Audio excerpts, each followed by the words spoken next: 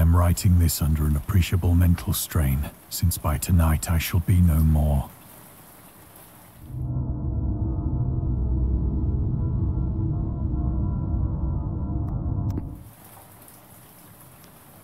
Penniless, and at the end of my supply of the drug which alone makes life endurable, I can bear the torture no longer, and shall cast myself from this garret window into the squalid street below. Do not think from my slavery to morphine that I am a weakling or a degenerate. When you have read these hastily scrawled pages, you may guess, though never fully realize, why it is that I must have forgetfulness or death.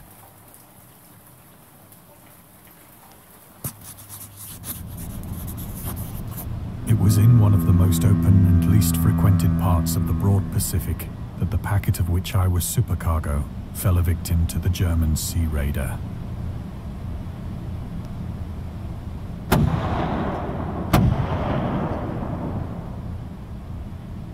The Great War was then at its very beginning, and the ocean forces of the Hun had not completely sunk to their later degradation, so that our vessel was made a legitimate prize, whilst we of her crew were treated with all the fairness and consideration due us as naval prisoners.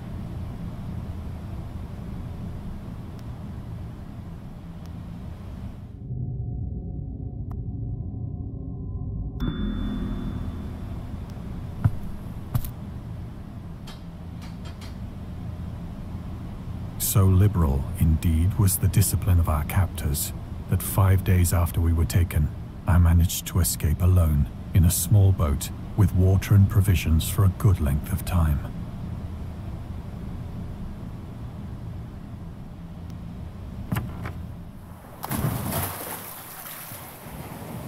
When I finally found myself adrift and free, I had but little idea of my surroundings. Never a competent navigator, I could only guess vaguely by the sun and stars that I was somewhat south of the equator. Of the longitude, I knew nothing, and no island or coastline was in sight.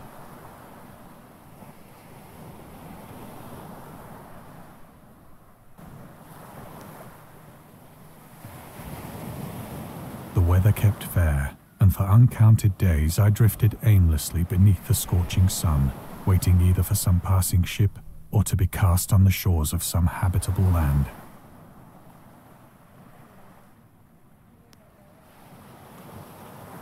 But neither ship nor land appeared, and I began to despair in my solitude upon the heaving vastness of unbroken blue.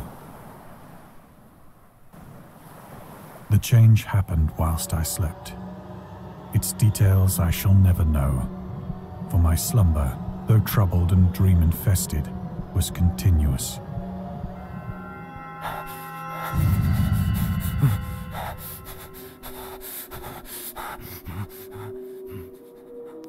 When at last I awoke, it was to discover myself half sucked into a slimy expanse of hellish black mire, which extended about me in monotonous undulations as far as I could see, and in which my boat lay grounded some distance away. Though one might well imagine that my first sensation would be of wonder at so prodigious and unexpected a transformation of scenery, I was in reality more horrified than astonished. For there was in the air, and in the rotting soil, a sinister quality which chilled me to the very core. The region was putrid with the carcasses of decaying fish, and of other less describable things which I saw protruding from the nasty mud of the unending plain.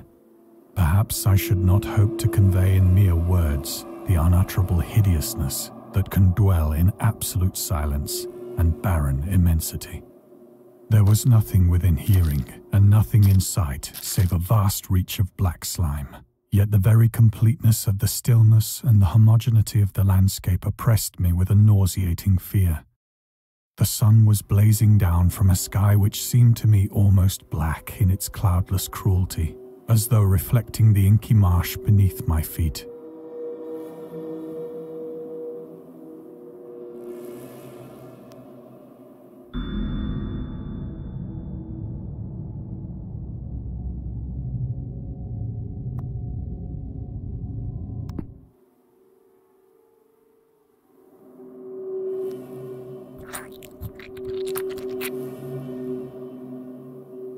As I crawled into the stranded boat, I realized that only one theory could explain my position.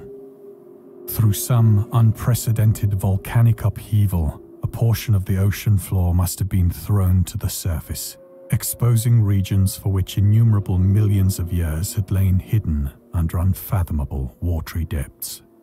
So great was the extent of the new land which had risen beneath me that I could not detect the faintest noise of the surging ocean, straining my ears as I might. Nor were there any seafowl to prey upon the dead things.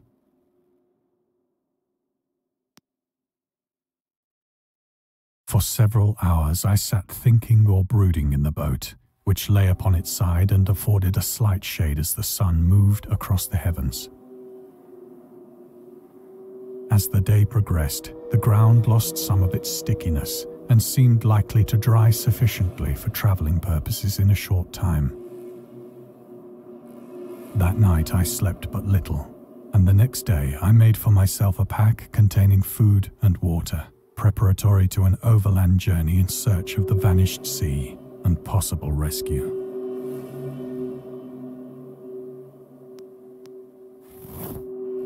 On the third morning, I found the soil dry enough to walk upon with ease. The odor of the fish was maddening, but I was too much concerned with graver things to mind so slight an evil, and set out boldly for an unknown goal.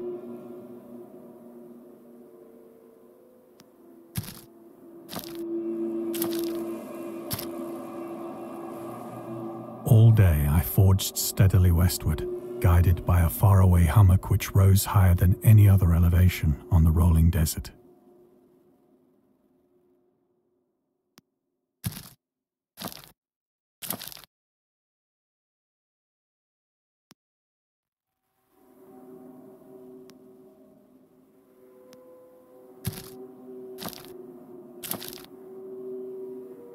That night I encamped, and on the following day still travelled toward the hummock, though that object seemed scarcely nearer than when I had first espied it.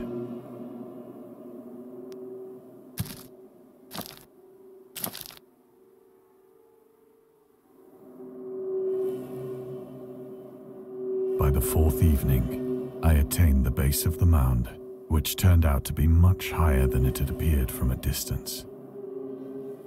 An intervening valley setting it out in sharper relief from the general surface. Too weary to ascend, I slept in the shadow of the hill. I know not why my dreams were so wild that night, but ere the waning and fantastically gibbous moon had risen far above the eastern plain, I was awake in a cold perspiration, determined to sleep no more. Such visions as I had experienced were too much for me to endure again, and in the glow of the moon I saw how unwise I had been to travel by day. Without the glare of the parching sun, my journey would have cost me less energy. Indeed, I now felt quite able to perform the ascent which had deterred me at sunset. Picking up my pack, I started for the crest of the eminence.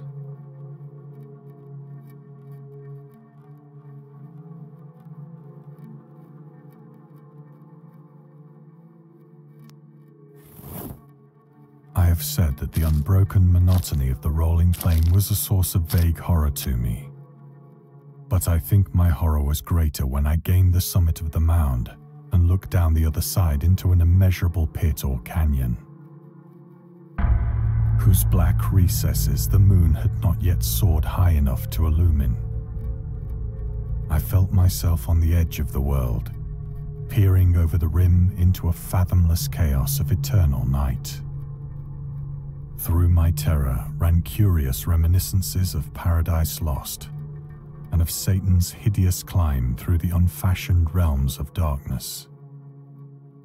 As the moon climbed higher in the sky, I began to see that the slopes of the valley were not quite so perpendicular as I had imagined. Ledges and outcroppings of rock afforded fairly easy footholds for a descent, whilst after a drop of only a few hundred feet, the declivity became very gradual.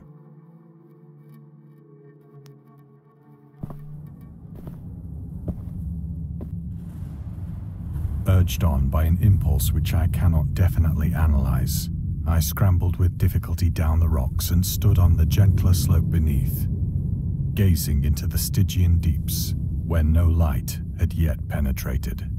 All at once, my attention was captured by a vast and singular object on the opposite slope, which rose steeply about 100 yards ahead of me. An object that gleamed whitely in the newly bestowed rays of the ascending moon.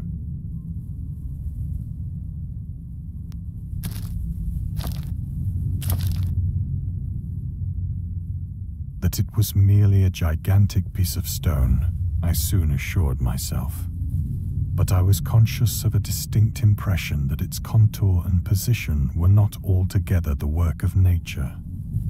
A closer scrutiny filled me with sensations I cannot express. For despite its enormous magnitude, and its position in an abyss which had yawned at the bottom of the sea since the world was young, I perceived beyond a doubt that the strange object was a well-shaped monolith, whose massive bulk had known the workmanship and perhaps the worship of living and thinking creatures. Dazed and frightened, yet not without a certain thrill of the scientist's or archaeologist's delight, I examined my surroundings more closely.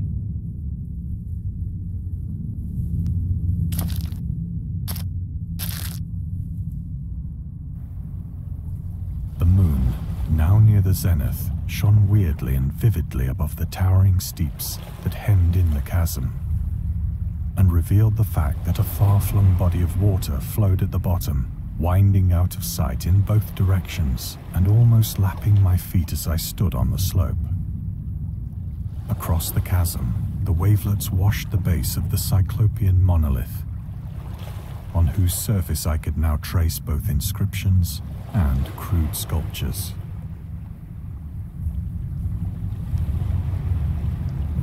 The writing was in a system of hieroglyphics unknown to me and unlike anything I had ever seen in books, consisting for the most part of conventionalized aquatic symbols such as fishes, eels, octopi, crustaceans, mollusks, whales, and the like. Several characters obviously represented marine things which are unknown to the modern world, but whose decomposing forms I had observed on the ocean-risen plain. It was the pictorial carving, however, that did most to hold me spellbound.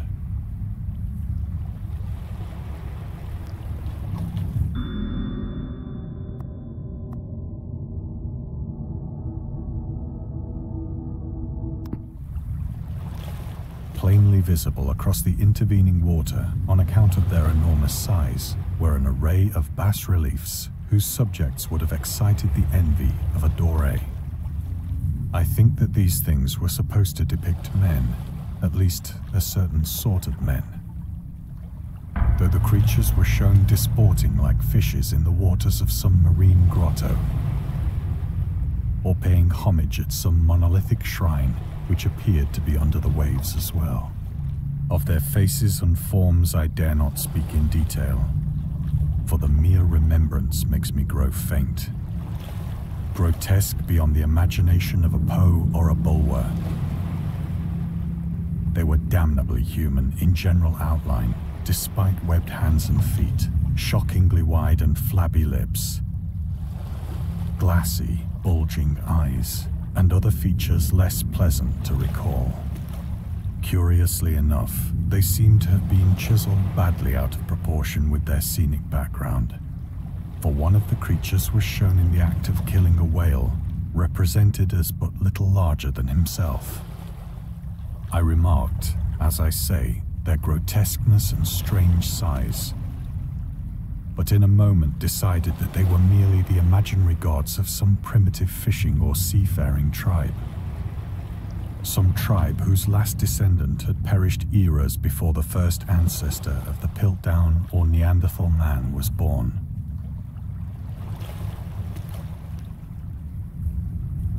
Or awestruck at this unexpected glimpse into a past beyond the conception of the most daring anthropologist. I stood musing whilst the moon cast queer reflections on the silent channel before me. Then, suddenly, I saw it. With only a slight churning to mark its rise to the surface, the thing slid into view above the dark waters. Polyphemus-like and loathsome, it darted like a stupendous monster of nightmares to the monolith, about which it flung its gigantic scaly arms, the while it bowed its hideous head and gave vent to certain measured sounds. I think I went mad then. Of my frantic ascent of the sloping cliff and of my delirious journey back to the stranded boat, I remember little.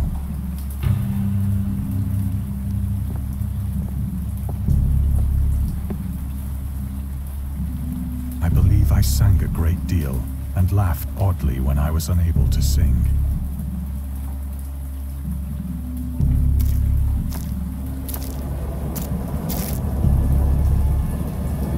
I have indistinct recollections of a great storm sometime after I reached the boat.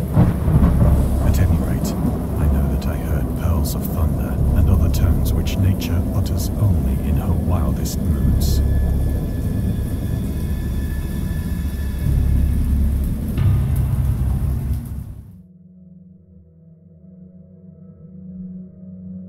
When I came out of the shadows, I was in a San Francisco hospital, brought thither by the captain of the American ship which had picked up my boat in mid-ocean. In my delirium, I had said much, but found that my words had been given scant attention. Of any land upheaval in the Pacific, my rescuers knew nothing. Nor did I deem it necessary to insist upon a thing which I knew they could not believe.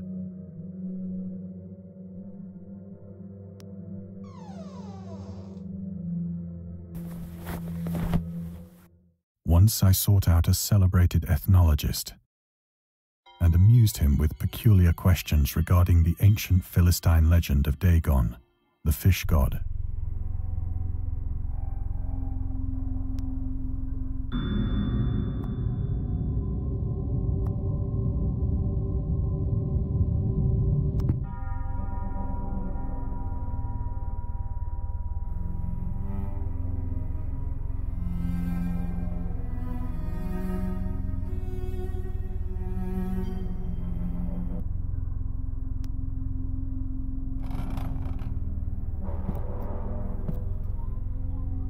But soon perceiving that he was hopelessly conventional, I did not press my inquiries.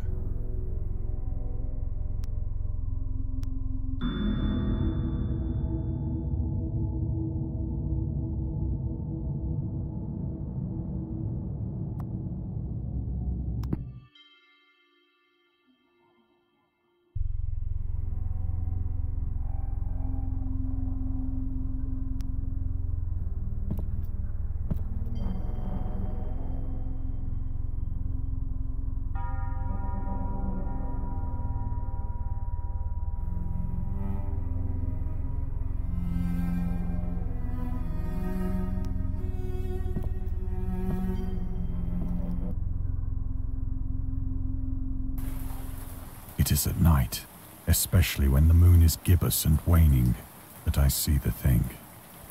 I tried morphine, but the drug has given only transient surcease and has drawn me into its clutches as a hopeless slave. So now I am to end it all, having written a full account for the information or the contemptuous amusement of my fellow men.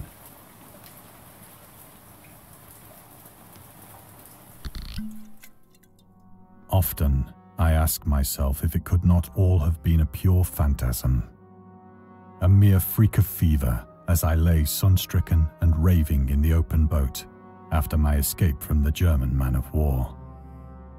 This I ask myself, but ever does there come before me a hideously vivid vision in reply.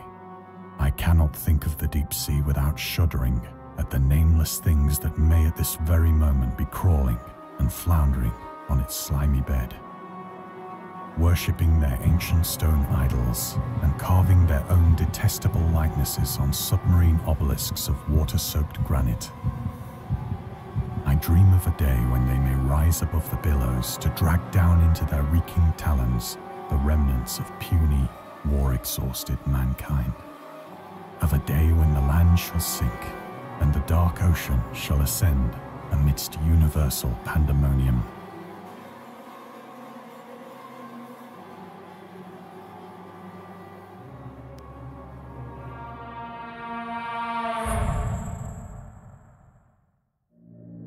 The end is near. I hear a noise at the door, as of some immense slippery body lumbering against it.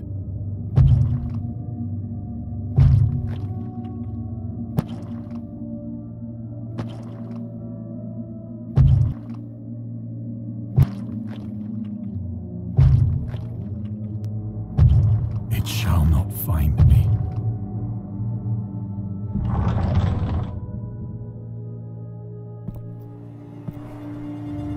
God, that hand!